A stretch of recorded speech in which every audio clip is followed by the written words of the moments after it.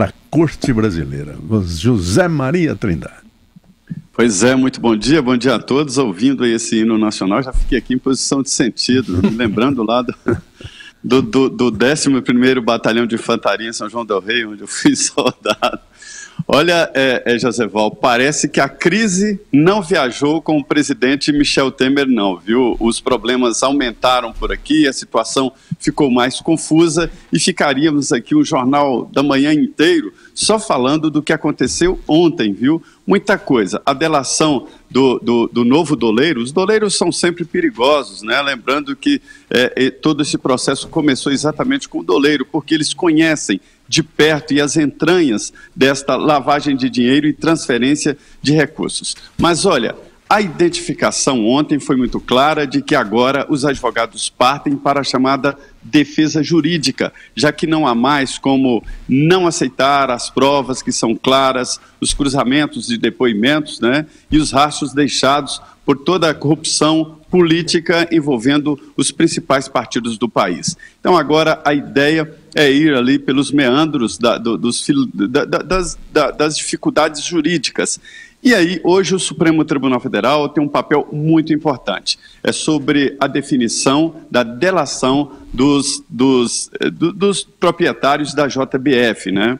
O Ministério Público defende, todos acham que realmente foi um acordo muito bom, mas para Joesley, para os batistas, né? E não para a investigação. Mas o Ministério Público diz que eles trouxeram fatos novos, crimes recentes e mostraram em detalhes do presidente, do novo presidente da República depois da Lava Jato e que até colocaram a vida em risco ao participar daquelas ações controladas. Então esta é a defesa do Ministério Público. Mas o que todo mundo quer saber mesmo hoje é como cada ministro e como o Supremo vai raciocinar, vai entender as delações premiadas. É a partir daí que começam as tais defesas jurídicas, viu?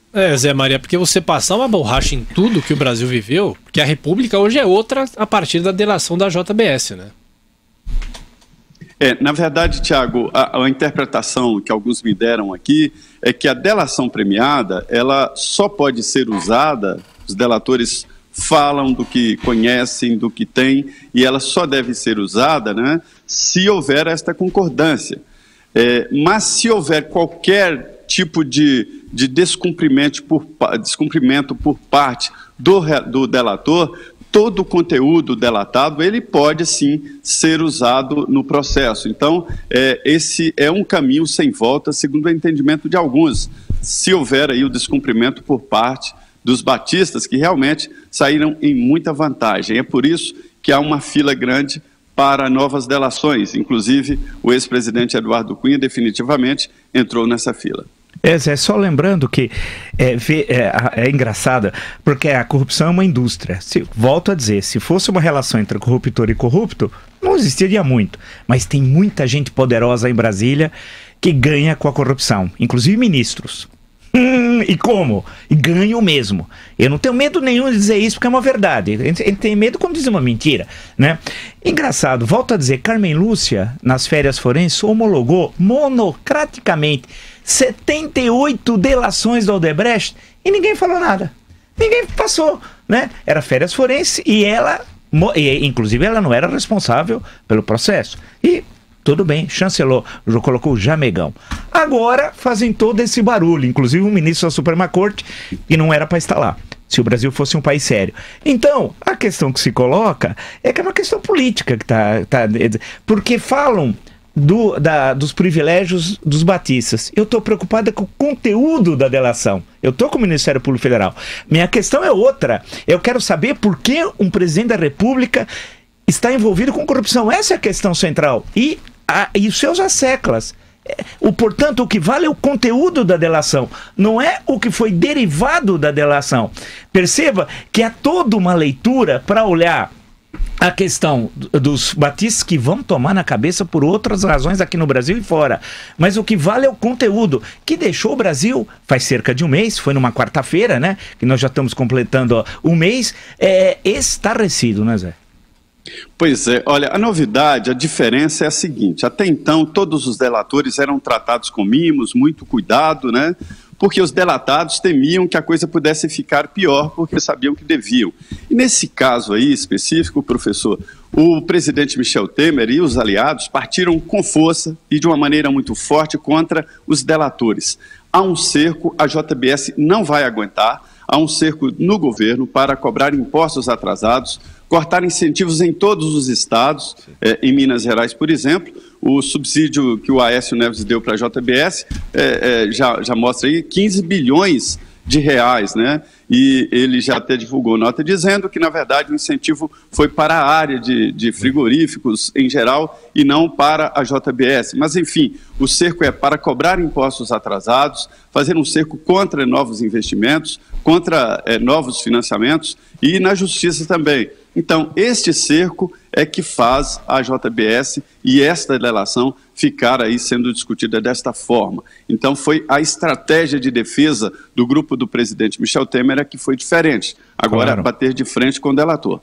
Claro. Eu queria saber quem paga a defesa do Temer. Não pode ser a AGU, não pode ser o Ministério da Justiça, porque são fatos...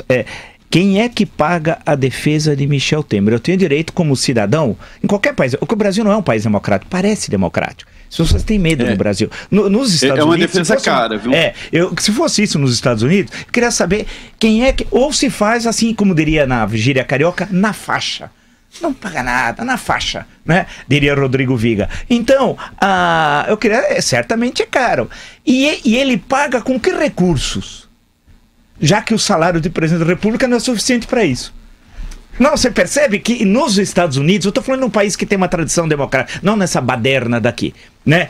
Ele vai pagar com o salário de 32, 35 mil reais, advogados caríssimos. Qual é a origem do dinheiro? Quando uma pessoa é figura pública, ela tem de se explicar. Se fosse eu, você, que não somos figuras públicas, presumo, né? Aí tudo bem, a gente faz a nossa explicação para a Receita Federal, a cada ano. Agora, como é que fica a questão do presidente? Quem é que paga, né, Zé? Professor, são defesas aí que chegam a cifras aí de 20 milhões de reais, partindo pelo mínimo aí. O senhor sabe disso?